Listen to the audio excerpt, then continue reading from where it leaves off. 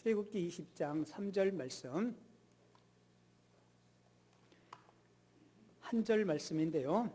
10계명 가운데 제1계명입니다. 우리 한 목소리로 같이 읽겠습니다. 시작. 너는 나 위에 다른 신들을 내게 두지 말라.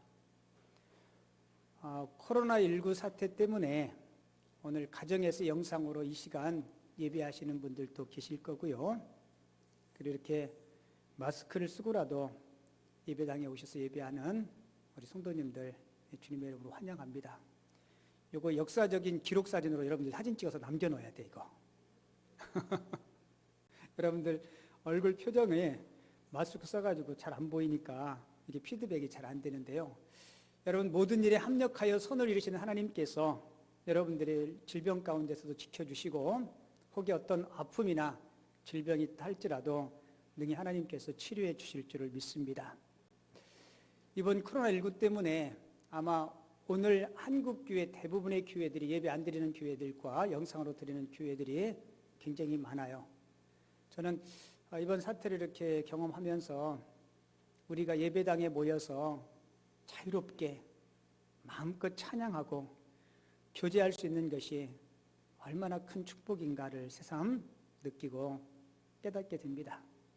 제가 되게 많이 염려되는 게 우리 기성세대들은 그래도 신앙이 있기 때문에 한 주, 두 주 교회에서 예배 못하고 영상으로 예배하고 가정에서 예배해도 괜찮은데 우리 어린이들, 우리 청소년들 그들 정말 애쓰고 애써서 그들의 마음속에 믿음의 씨앗을 뿌려놓았는데 그들이 신앙이 좀 사라지지 않을까 이런 걱정과 염려가 좀 생겨요.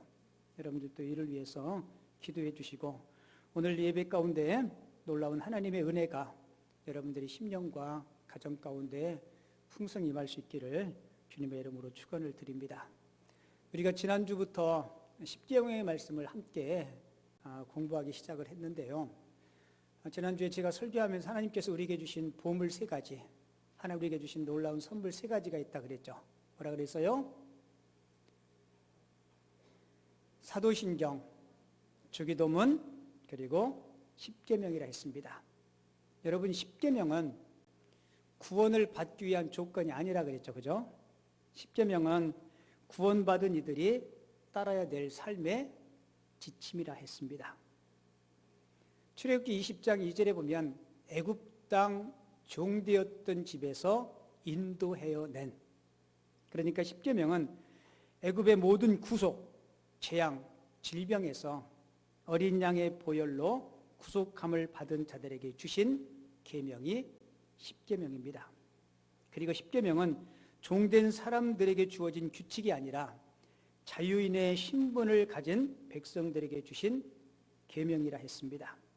그래서 십계명을 우리가 지켜야 구원받는 것이 아니고 구원받은 성도들에게 주신 계명이 십계명이라 했어요. 그리고 또한 십계명은 우리 인간의 행복을 위한 계명이라 했습니다. 여러분 십계명은 우리의 자유와 행복을 위한 계명입니다.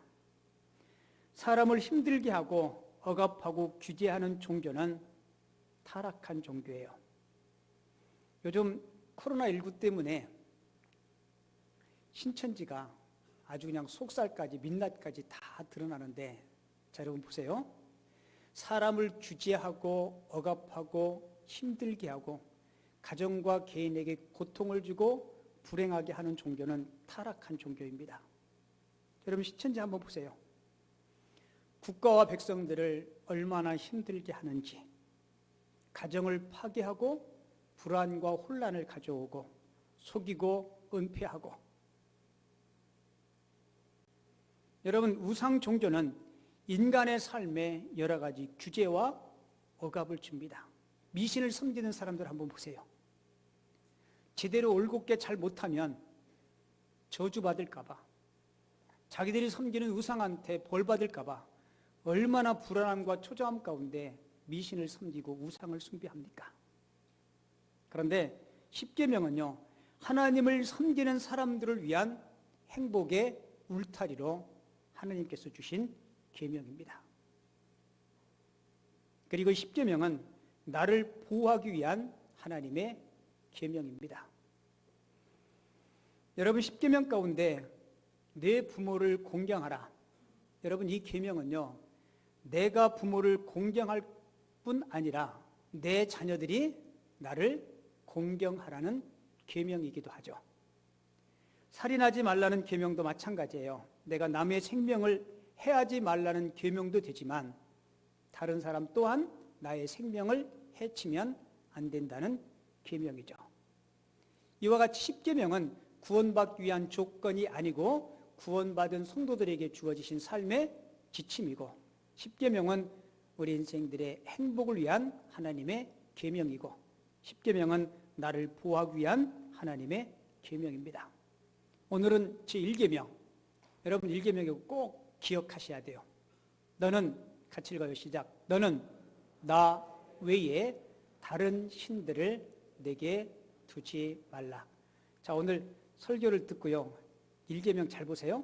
여기서 꼭 기억해야 될 두 단어가 있어요. 첫째는 너, 둘째는 나. 너는 우리고 나는 누구예요? 하나님. 같이 해볼게요.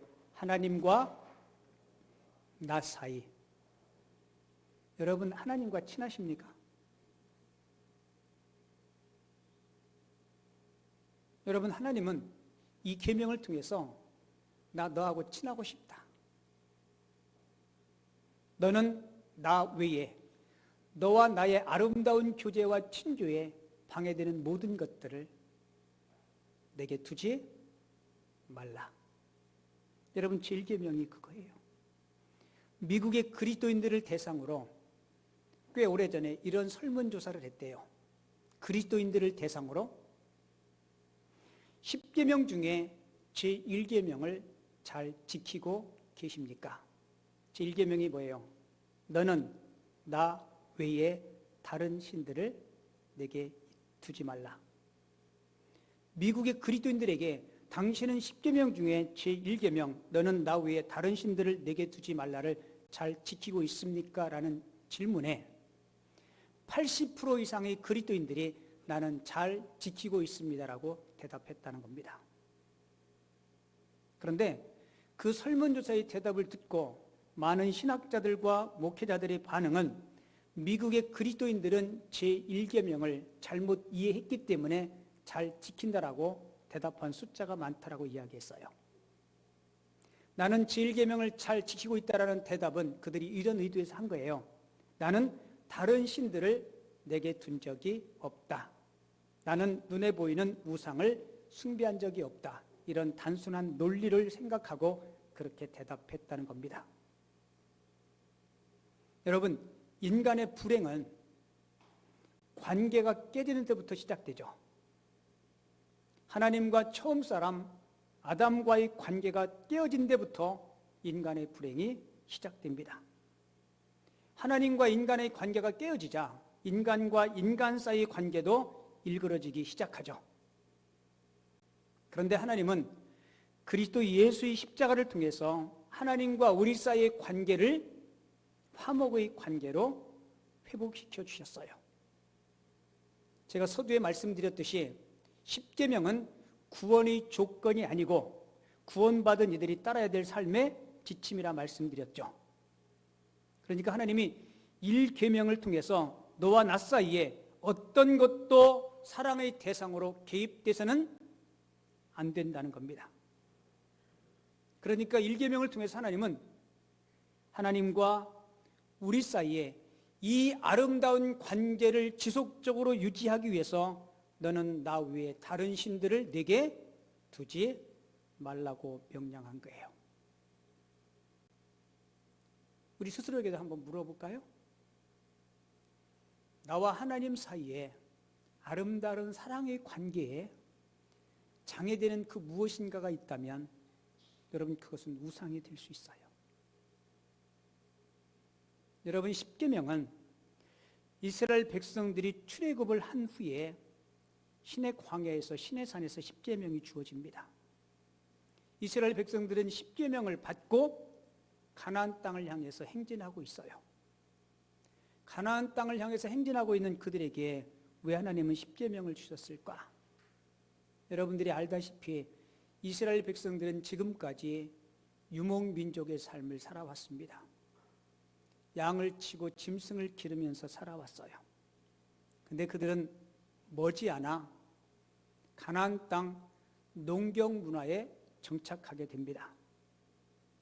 이스라엘 백성들은 지금까지 광야 40년 동안 오로지 하나님만 바라보며 살았어요. 하나님만 의지하며 살았습니다. 단 한순간도 하나님을 바라보지 않고 하나님을 의지하지 않고는 그들은 살 수가 없었습니다. 그러니까 오직 하나님과의 관계 속에서만 그들이 살아왔어요. 여러분도 알다시피 광야 40년 동안 그들은 하늘의 음식을 먹게 되죠. 누가 주신 거예요? 하나님이 주신 겁니다. 생수를 누가 주세요? 하나님이 주신 겁니다. 장렬하는 태양에 그들에게 그늘을 제공하신 분이 하나님이십니다. 추운 겨울밤에 그들이 따뜻한 온기를 제공하신 분이 하나님이셨어요. 근데 이 이스라엘 사람들이 가나안 땅에 들어가면 지금까지 가나안 원주민들이 섬겨왔던 우상들이 그 땅에서 많이 그 백성들을 기다리고 있었습니다. 광야 40년 동안은 오로지 하나님만 바라보는 훈련을 했는데 이제 우상이 가득한 곳에 들어가서 그들이 살아야 돼요. 그래서 하나님은 나와 너 사이에 가나안 땅의 어떠한 우상들도 너와 나 사이에 개입해서는 안 된다라고 이 십계명의 말씀을 그들에게 주신 겁니다. 사랑하는 성도 여러분, 혹시 내가 하나님 앞에 나가는데 걸림돌이 되는 그 무엇인가가 있지 않는지 한번 살펴보십시오. 일반적으로 사람들은요, 초월적인 능력을 가진 그런 신적인 존재들을 내가 많이 가지면 좋다라고 생각해요. 그 사람은 본질적으로 다신론적인 존재라고 이야기합니다. 여러분, 인도에 가면 수백만 개의 신이 존재한다 그래요. 가까운 나라 일본에는 신이 8만 개가 있다고 합니다. 옛날 그리스도인들은 3만 개의 신들을 만들었고, 여러분들이 잘 알듯이 사도행전에 보면 바울이 전도하면서 아덴이라는 곳에 가죠. 근데 거리마다 얼마나 우상들이 많은지, 심지어 신들에게 이름을 붙이다 붙일 이름이 없으니까 무슨 이름까지 있었어요? 알지 못하는 신에게. 여러분, 성경은 이렇게 만들어낸 모든 신을 뭐라고 정의해요? 우상이라고 정의합니다. 그런데 우리가 섬기는 하나님은 누군가에 의해서 만들어진 신이 아니십니다. 하나님은 스스로 계신 분이세요. 그분은 피조물이 아니라 창조자이십니다. 이 하나님을 알지 못하는 사람들이 자꾸 신들을, 자꾸 우상들을 만들어내는 거예요. 그래서 벌코프라는 신학자는 우리 인간들을 가르쳐서 치료 불가능한 종교적인 존재라고 이야기했습니다. 여러분, 신이 뭐예요? 신. 흔히 세상 사람들은 신을 이렇게 정의하죠. 믿고 의지하는 존재. 종교개혁자 마틴 루터가 지금 내가 내 마음으로 의지하는 것이 나의 하나님이다라고 정의했습니다. 지금 내가 내 마음으로 의지하는 것이 나의 하나님이라고 정의했어요. 여러분이 참으로 믿고 의지하는 존재가 여호와 하나님 외에 없다라고 고백할 수 있겠습니까? 내가 믿고 의지하는 분이 하나님 외에 다른 것이 없다라고 여러분 고백할 수 있겠습니까? 너는 나 외에, 여기서 나 외라는 말을요, 원문의 의미는 내 앞에서라는 의미예요. 하나님 앞에서. 하나님은 그분 앞에서 그분과 경쟁이 될 수 있는 어떤 신도 용납하는 신이 아니십니다. 현대사회에 하나님과 우리 사이에 거리를 만드는 가장 대표적인 우상이 있다면 아마 만몬의 신일 겁니다. 마태복음 6장 24절에서 너희가 하나님과 재물을 겸하여 섬길 수 없다라고 말씀하셨습니다. 마태복음 6장 24절에서 예수님께서 너희가 하나님과 재물을 겸하여 섬길 수 없다. 여기서 이야기하는 재물이 만몬입니다. 만몬. 원래 아람어인데 나중에 돈을 사랑하는 신이라는 뜻의 단어가 되어버렸어요.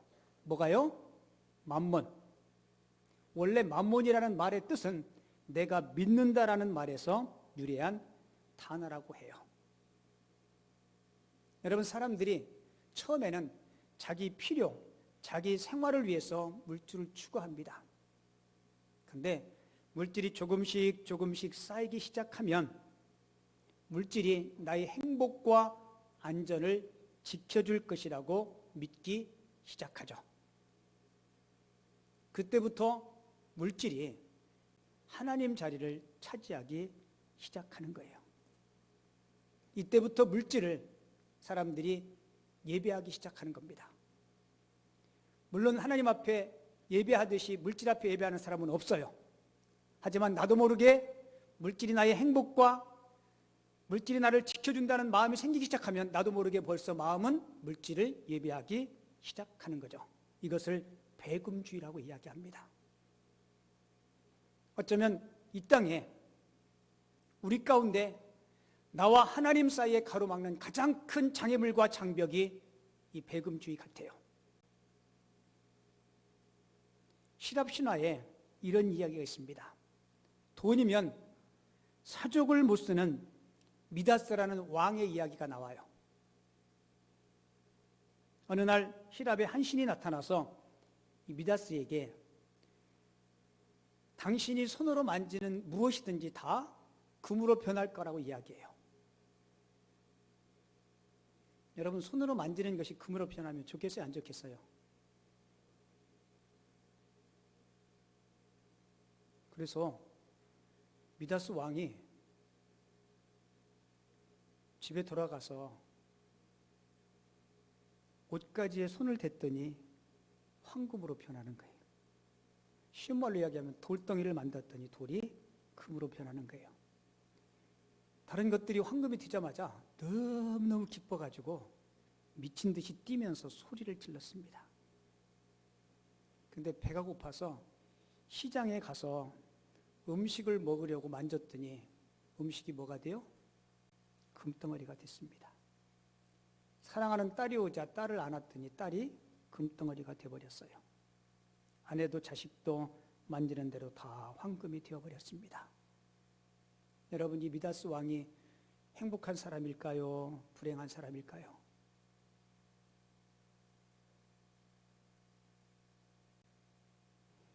황금으로 된 음식을 먹고 황금똥을 싸면 여러분, 그 인생이 행복할까요?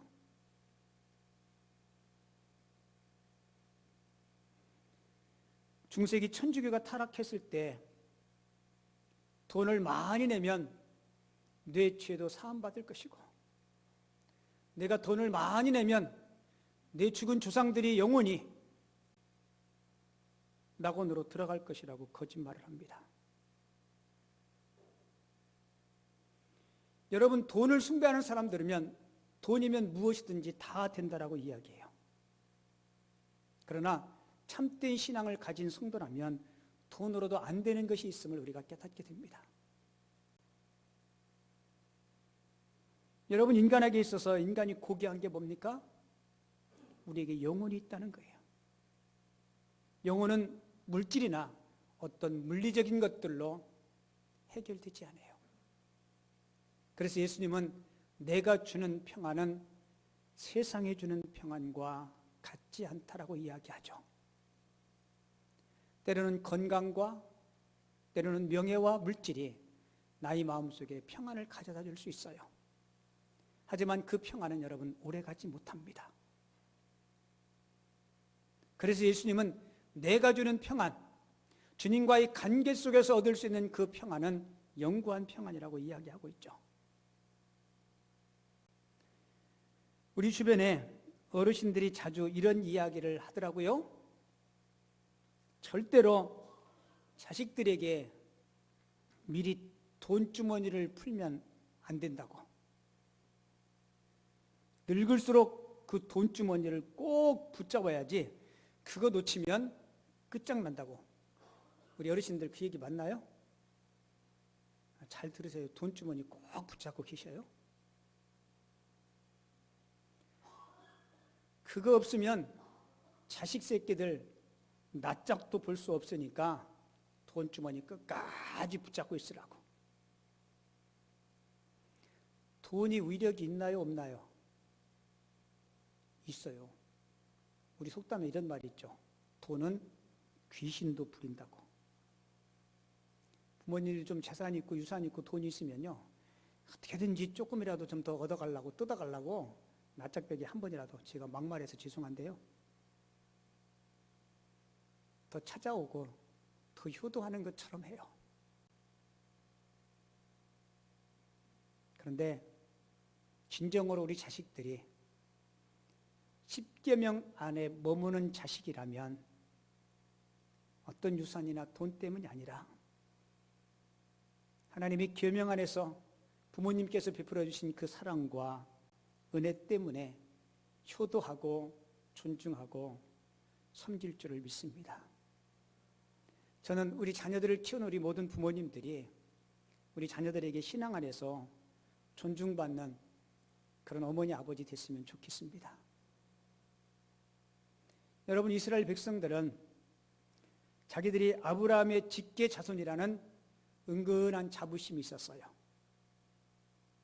조상 아브라함이 복의 근원이었기 때문에 이스라엘은 끊임없이 하나님 앞에 그 복을 간구했습니다. 그런데 그들이 꿈꾸던 복이 뭔지 알아요? 그들이 꿈꾸던 복은 부와 성공과 건강에 집중되어 있습니다. 그들이 가나안 땅에 들어가서 부와 성공과 건강이 하나님과 그의 백성 가운데 걸림돌이 될 것을 염려해서 가나안 땅 들어가기 전에 그들에게 주신 계명, 너는 나 외에 다른 신들을 내게 두지 말라고 주님께서 분명히 말씀하신 거예요. 여러분, 예수님도 산상수훈에서 이 땅에 살아가는 많은 사람들의 잘못된 목적을 바로잡아주고 있죠. 진정한 하나님의 복은 너희들이 지금 죽을 둥 살 둥 추구하는 그게 하나님이 바라는 아름다운 복이 아니다. 그러면서 세상 사람들이 추구하는 다른 차원의 복을 말씀하세요. 그 복이 뭐예요? 팔복이에요, 팔복. 심령이 가난한 자, 애통하는 자, 의에 줄이고 목마른 자. 한마디로 이야기하면 하나님을 갈망하는 자, 하나님과 너 사이에 좋은 관계를 맺고 있는 자가 진정한 복된 자라는 겁니다. 하나님 없이는 나는 살 수 없어요. 하나님밖에 기댈 데가 없습니다. 여러분, 이런 가난한 마음을 가진 자들의 심령 가운데 하나님의 나라가 임할 줄을 믿습니다. 하나님 없이도 살 수 있다. 하나님이 아니라도 사는데 아무 불편함이 없다라는 마음을 가진 사람의 마음속에는 절대로 가난한 마음이 임할 수가 없습니다. 제가 이 10계명 말씀을 준비하면서 이 시대에 꼭 우리에게 필요한 말씀이다, 이 생각이 많이 들어요. 여러분, 구약의 호세아 선지자가 하나님이 주신 그 놀라운 축복과 선물을 가지고 하나님 앞에 선하신 뜻대로 사용하지 못했던 그들을 이렇게 책망해요. 여러분들 성경 구절 띄워드릴 테니까 잘 보세요. 호세아 2장 8절 잘 보세요. 곡식과 새 포도주와 기름은 내가 그에게 준 것이거늘. 여러분, 곡식과 새 포도주와 기름 누가 줬어요? 하나님이 주셨습니다. 보세요. 하나님이 주신 곡식과 새 포도주와 기름을 그들이 바알을 위하여 쓴 은과 금도 내가 그에게 대하여 더하여 준 것이거늘 그가 알지 못하도다. 하나님이 그들에게 주신 은금, 곡식과 새 포도주 기름, 하나님이 주신 것인 줄을 깨닫지 못하고 누구에게 드려요? 바알에게 드렸던 그들. 그 다음 절 봐요. 그러므로 내가 내 곡식을 그것이 익을 계절에 도로 찾으며 내가 내 새 포도주를 그것이 맛들 시기에 도로 찾으며 또 그들의 벌거벗은 몸을 가릴 내 양털과 내 삶을 빼앗으리라. 이제 내가 그 수치를 그 사랑하는 자의 앞에서 드러내리니 그를 내 손에서 건져낼 사람이 없으리라. 내가 그의 모든 희락과 절기와 월삭과 안식일과 모든 명절을 폐하겠고 그가 전에 이르기를 이것은 나를 사랑하는 자들이 내게 준 값이라 하던 그 포도나무와 무화과를 거칠게 하여 수풀이 되게 하며 들짐승들에게 먹게 하리라. 자, 마지막 절 잘 보세요. 그가 귀고리와 폐물로 장식하고 그가 사랑하는 자를 따라가는 나를 잃어버리고 향을 살라 바알들을 섬긴 시일대로 내가 그에게 벌을 주리라. 여호와의 말씀인지라. 바알을 위해서 이스라엘 백성들이 쓴 은과 금 누가 주셨어요? 하나님이 주셨는데 그것을 알지 못한다. 하나님이 준 것을 가지고 바알을 경배하고 그리고 그런 바알이 자신들에게 풍년을 주었고 자신들을 성공케 했다라고 착각하는 그들. 여러분, 하나님은 착각하는 그들에게 뭐라고 이야기해요? 곡식이 익을 쯤에 내가 너희들이 소출을 걷어갈 것이고 바알을 섬긴 시일대로 내가 너희들에게 뭐를 주겠다 그래요? 벌을 주겠다라고 이야기합니다. 저 입은 마스크로 가렸지만 눈은 뜨시고 저를 보세요.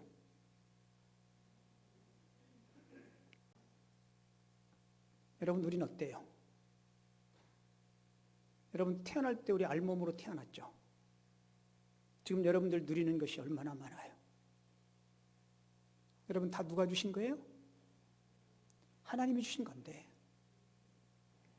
때로는 하나님이 주신 것을 가지고 하나님의 영광과 기쁨을 위해서 제대로 사용하지 못하고 여러분, 이스라엘 백성들은 단 한 번도 나 하나님 안 섬기겠습니다, 하나님을 등지고 하나님의 곁을 떠난 적은 한 번도 없어요. 그런데 그들이 가나안 땅에 들어와서 하나님도 사랑하고 바알도 섬기고. 여러분, 왜 이런 일들이 일어나나요? 왜 저와 여러분들이 교회를 다니고 하나님을 사랑하고 예배한다 하면서 왜 자꾸 세상 것들에게 마음 뺏기나요? C.S. 루이스라는 경건학자는 그의 책을 통해서 이렇게 하겠어요. 현대 성도들이 갖고 있는 문제는 너무 많은 것을 사랑하기 때문이 아니다. 하나님의 사랑을 충분히 알지 못하고 사랑받지 못했기 때문이다. 다시 한번 읽어드릴게요. 현대 성도들이 갖고 있는 문제는 너무 많은 것을 사랑하기 때문이 아니다. 하나님의 사랑을 충분히 알지 못하고 사랑받지 못했기 때문이다. 여러분, 우리가 정말 하나님의 사랑을 깊이 안다면, 그분이 어떤 분인지 정확히 인식한다면 다른 데 눈 돌릴 겨를이 없습니다. 여러분, 하나님이 우리를 얼마나 사랑하시는지 하나님은 이렇게 말씀해요. 너와 나 사이에 다른 어떤 것도 개입 안 했으면 좋겠다. 너는 나 외에 다른 신들을 내게 두지 말라. 너와 나 사이에 다른 어떤 것도 개입시켜서는 안 된다라고 말씀하고 있습니다. 그런데 이스라엘 백성들은 하나님도 사랑하고 자꾸 바알들에게 곁눈질하고 있어요. 그 이유가 뭐예요? 하나님의 사랑이, 하나님이 얼마만큼 나를 사랑하셨는지 그 사랑을 깨닫지 못했기 때문에 자꾸 곁눈질하는 거예요. 여러분, 하나님의 시선은요, 온통 여러분들만 바라보십니다. 온통 나만 바라보세요.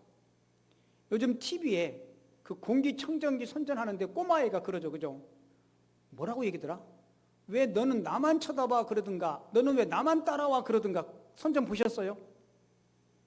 저는 그 선전 보면서 야, 하나님이 시선이 저렇겠다. 여러분, 하나님이 저와 여러분들을 어떻게 사랑하셨어요?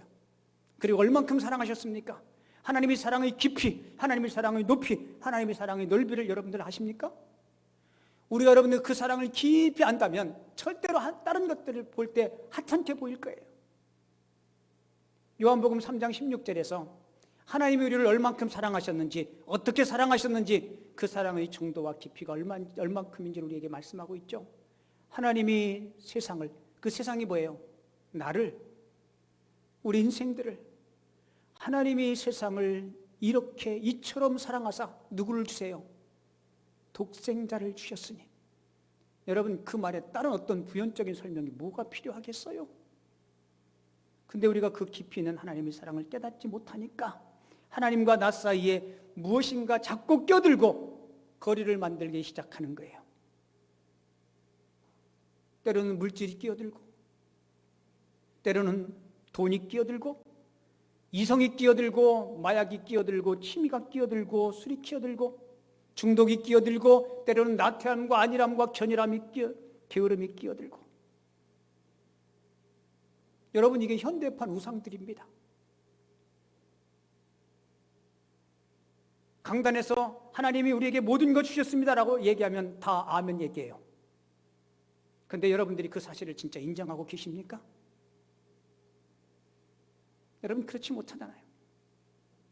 입술로만 아멘하고 입술로만 주여 주여 외쳤던 그 외식적인 신앙생활들을 다 내려놓을 때 나와 하나님과의 관계가 제1계명을 지킨다라고 우리는 말할 수 있을 겁니다.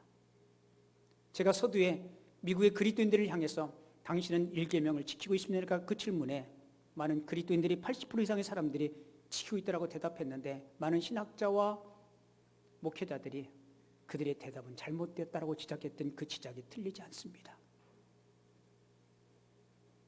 우리 주변에 얼마나 하나님과 나 사이에 가로막는 우상들이 많이 있습니까? 하나님은 1계명을 통해서 이렇게 말씀합니다. 내가 너희들만 바라보듯이 너희도 나만 바라보라.